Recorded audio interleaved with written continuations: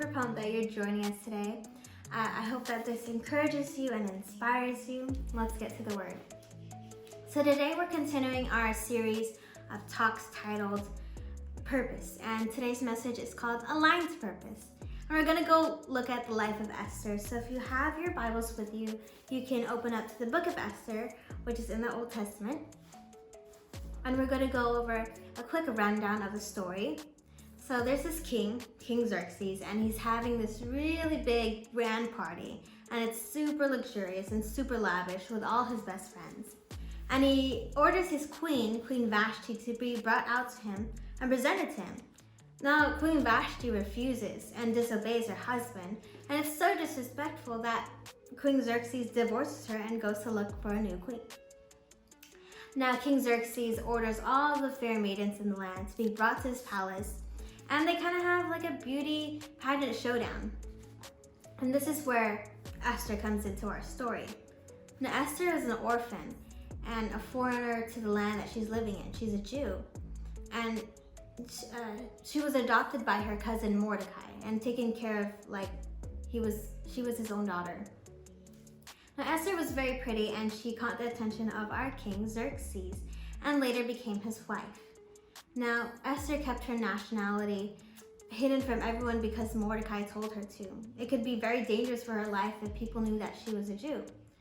One night when Mordecai was sitting by the king's gate, he overheard two guards conspiring to kill the king. And he told Queen Esther, and Queen Esther then told the king, saying that Mordecai said this and to protect the king's life. Mordecai was given credit, and the two guards were automatically hanged. Now, Mordecai was part of this citadel, and it's kind of like all these advisors to the king. And the king had a right-hand man, and this was known as Haman. Haman was super prideful and arrogant, and one day when Mordecai refused to bow down to Haman, this bothered so much that Haman was enraged with anger. When Haman found out that Mordecai was a Jew, he not only wanted to kill Mordecai, he wanted all of Mordecai's people, all the Jews, to be annihilated, to be killed off. So to carry out his evil plan, he convinced King Xerxes that all the Jews were against and opposing the king, and they needed to be killed to protect the king. And King Xerxes, relying on his most trusted advisor, Haman, agreed and set a date for all the Jews to be killed.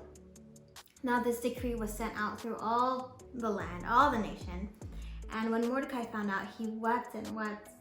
And Esther found out too. And Mordecai pleaded Esther to go to the king and to right this wrong. But Esther was really afraid for her life because not everyone can go to the king as they please, not even the queen.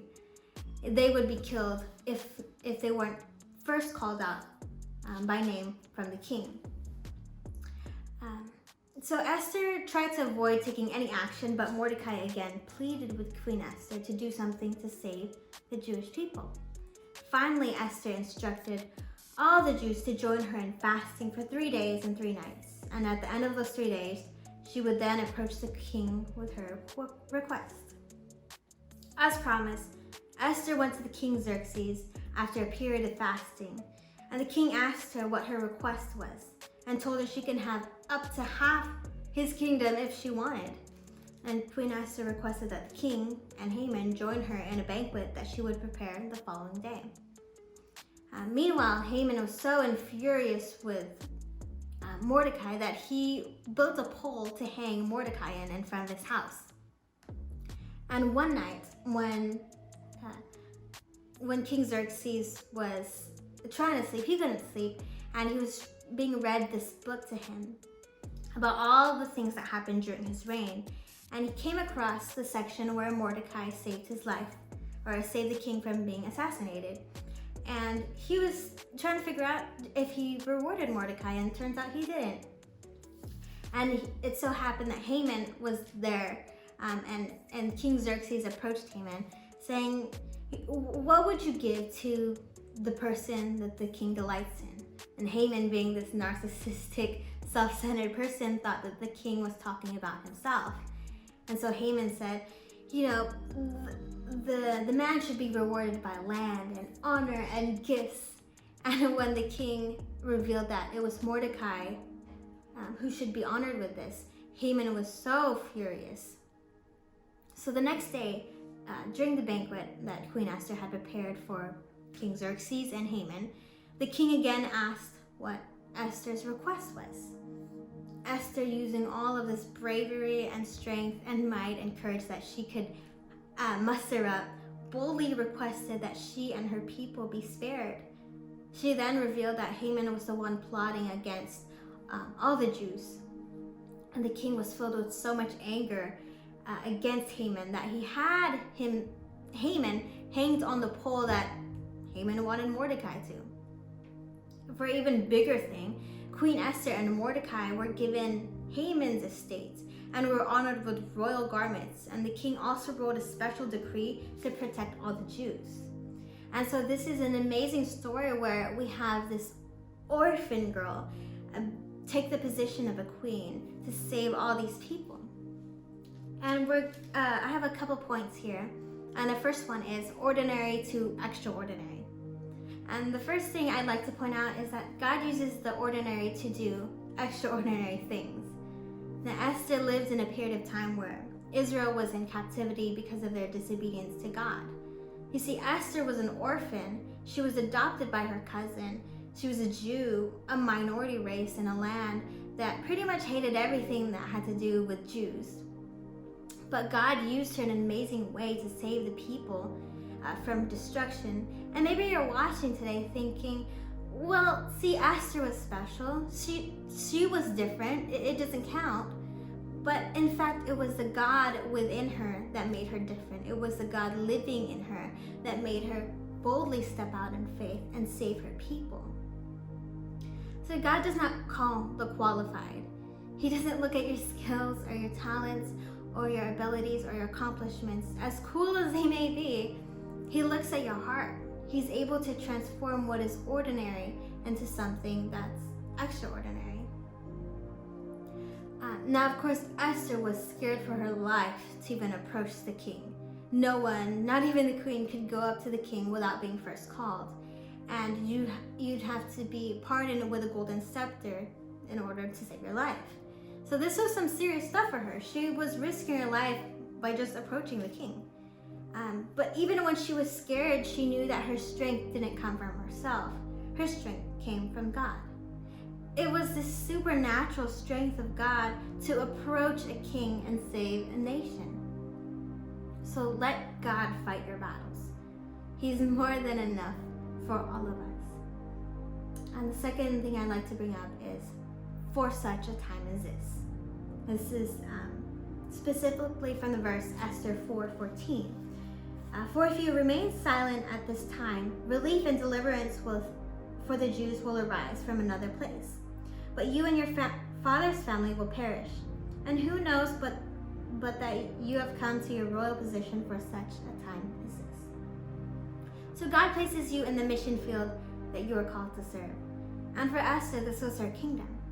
She was a Jew who became queen and found out her people were to be killed off for such a time as this. So God aligns you to his purpose.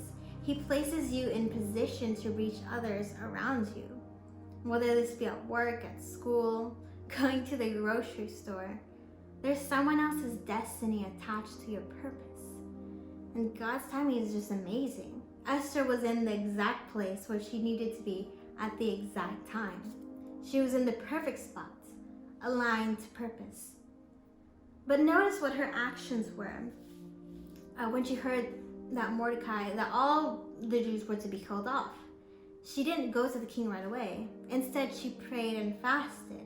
She waited on God's timing, because while this was happening, while she was praying and fasting and waiting, King Xerxes had trouble sleeping one night and was reminded of the good deeds and loyalty from Mordecai. And I think this is important to note, because many times in our life, when something goes wrong, we react quickly to fix it. We have our own plan to resolve it and whatever the problem is. But we should take a look at how Esther fought her battle. She took a moment to step back and let God be God. for such a time as this. And the last thing I want to bring up is titled The Ripple Effect. Now, as the Jews were able to fight and defend themselves, Esther's actions have been remembered throughout history. When Esther stepped out in faith and boldly spoke out for her people, there's no way she could have known that her actions would have made an impact for generations to come. So hers and Mordecai's actions were recorded and remembered throughout history. A step of faith saying, God, I'm aligned to your purpose, will send ripples that into generations that turn into waves. Esther knew God's plan is much bigger than hers. In Esther 4:16, when she's talking about how scared she is to approach the king because she can lose her life, she says, and if I perish, I perish. She is willing to risk her own life to save the lives of many. There's a bigger story unfolding. You may not see it yet, but the steps of faith you take today send ripples into waves. See, with God, all things are possible. He delivered their enemies to them. Talk about what the enemy meant for evil, God turns it for our good. So he can turn your ordinary into something extraordinary. For such a time as this, you are called into the place, into the situation you are in today.